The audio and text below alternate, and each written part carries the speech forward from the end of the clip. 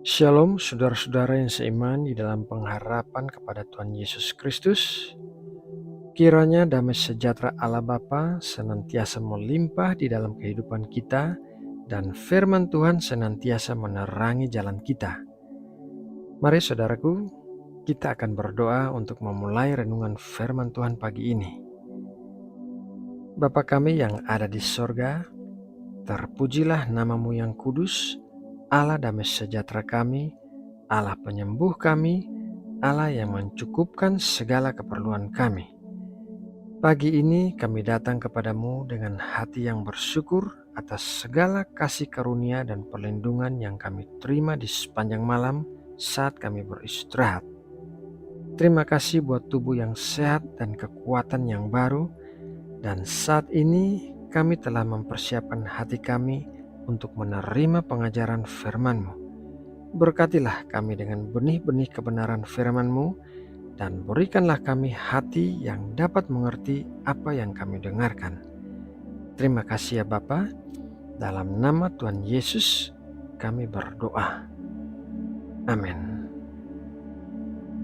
Saudara yang terkasih, saat ini kita hidup di dunia yang terlihat dengan mata jasmani, tetapi tidak dapat dipungkiri bahwa ada dunia yang tidak terlihat yang mempengaruhi apa yang terjadi dalam dunia yang terlihat.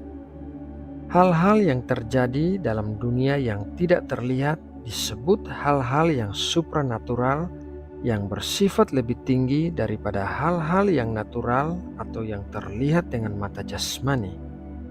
Daniel mengatakan bahwa sorgalah yang memegang kekuasaan atas bumi. Mari kita baca dalam Daniel 4 ayat 26. Yang dikatakan tentang membiarkan tunggul pohon itu berarti kerajaan Tuanku akan kembali Tuanku pegang segera sesudah Tuanku mengakui bahwa sorgalah yang mempunyai kekuasaan. Apabila kita tidak memiliki penerangan dari Roh Kudus, maka kita tidak akan bisa mengerti tentang hal-hal yang supranatural. Dalam pengajarannya selama 3,5 tahun di atas muka bumi, Tuhan Yesus telah menyampaikan kepada kita tentang hal-hal yang supranatural, baik melalui perumpamaan-perumpamaan maupun melalui tindakan-tindakan yang dilakukannya, seperti melipat gandakan 5 roti dan 2 ikan, menyembuhkan orang sakit dan membangkitkan orang mati. Semua itu menunjukkan kepada kita bahwa dunia rohani benar-benar ada dan bisa menyebabkan terjadinya peristiwa-peristiwa yang tidak bisa dijelaskan secara logika. Salah satu hal yang mengagumkan tentang dunia rohani yang diajarkan firman Tuhan adalah tentang matematika Tuhan yang tidak bisa dijelaskan dengan logika. Matematika Tuhan yang pertama adalah 5 roti dan 2 ikan yang bisa memberi makan 5.000 orang laki-laki, belum termaksud perempuan dan anak-anak. Matius 14 ayat 17-21, jawab mereka, "Yang ada pada kami di sini hanya 5 roti dan 2 ikan." Yesus berkata, "Bawalah kemari kepadaku." Lalu disuruhnya orang banyak itu duduk di rumput. Dan setelah diambilnya 5 roti dan 2 ikan itu, Yesus menengadah ke langit dan mengucap berkat. Lalu memecah-mecahkan roti itu dan memberikannya kepada murid-muridnya. Lalu murid-muridnya membagi-bagikannya kepada orang banyak. Dan mereka semuanya makan sampai kenyang. Kemudian orang mengumpulkan potongan-potongan roti yang sisa 12 bakul penuh. Yang ikut makan kira-kira 5.000 laki-laki, tidak termaksud perempuan dan anak-anak. Matematika Tuhan yang kedua adalah 1 orang mengusir 1.000 orang, 2 orang mengusir 10.000 orang. Ulangan 32 ayat 30. Bagaimana mungkin 1 orang dapat mengajar 1.000 orang dan 2 orang dapat membuat lari 10.000 orang? kalau tidak gunung batu mereka telah menjual mereka dan Tuhan telah menyerahkan mereka. Kedua contoh itu menunjukkan betapa besarnya kuasa dunia rohani yang mempengaruhi dunia jasmani. Kadangkala kita berusaha mengubah orang-orang yang berbuat jahat, namun yang perlu kita pahami adalah ada kuasa jahat yang mempengaruhi mereka untuk melakukan perbuatan-perbuatan jahat tersebut. Meskipun memang orang yang bersangkutan juga memiliki tanggung jawab atas perbuatan mereka. Itulah sebabnya kita perlu bertekun dalam hal-hal yang rohani seperti berdoa bagi orang yang belum diselamatkan, karena doa merupakan senjata dalam dunia rohani yang bisa mencapai orang yang kita doakan terlepas dimanapun mereka sedang berada saat itu.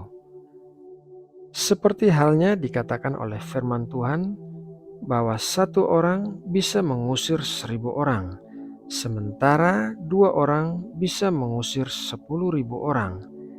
Artinya adalah ada kuasa yang berlipat ganda dari persatuan orang-orang percaya. Kita tidak bisa melakukan sesuatu sendirian untuk melawan hal-hal yang besar, namun dibutuhkan orang-orang yang bersepakat dengan kita dalam hal itu. Itulah pentingnya tergabung dalam komunitas orang percaya.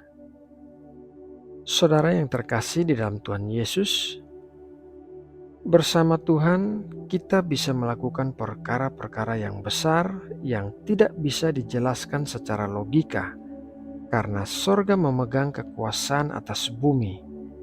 Apa yang tidak mungkin bagi manusia adalah mungkin bagi Tuhan. Matematika Tuhan tidak sama dengan logika manusia.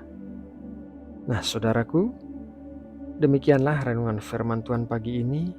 Semoga renungan ini dapat memberkati dan menguatkan kita semua. Mari kita berdoa. Bapa Surgawi, terima kasih atas firman-Mu yang telah kami dengarkan pada hari ini. Berikanlah kami kebijaksanaan dan kemampuan untuk melakukan firman-Mu dalam kehidupan kami sehari-hari. Berkatilah renungan firman-Mu ini agar menjadi terang bagi jiwa kami dan membimbing kami dalam setiap langkah kami.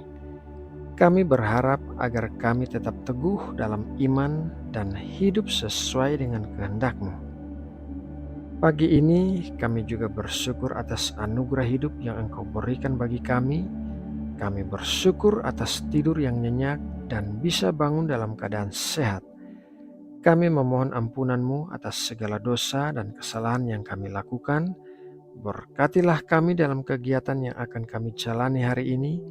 Bimbinglah kami dalam setiap langkah kami agar kami dapat melayani dengan jujur, penuh kasih dan berkat bagi sesama. Berilah kami kekuatan untuk mengatasi segala tantangan dan hambatan yang mungkin kami hadapi. Kami berharap agar hari ini menjadi kesempatan bagi kami untuk tumbuh dalam iman dan memberikan kemuliaan kepadamu melalui segala yang kami lakukan. Bapa, saat ini kami juga berdoa bagi bangsa Indonesia. Berilah hikmat dan pengertian kepada pemimpin-pemimpin kami, agar mereka dapat memimpin dengan bijaksana dan adil, mementingkan kesejahteraan rakyat dan memelihara persatuan. Kami memohon agar Engkau melindungi bangsa Indonesia dari segala bencana, baik alam maupun sosial. Berikanlah kemajuan dan berkat-berkat bagi negeri ini, agar Indonesia menjadi tempat kedamaian, keadilan, dan kemakmuran bagi semua warganya. Terima kasih ya Bapa. Dalam nama Tuhan Yesus Kristus, kami berdoa. Amin.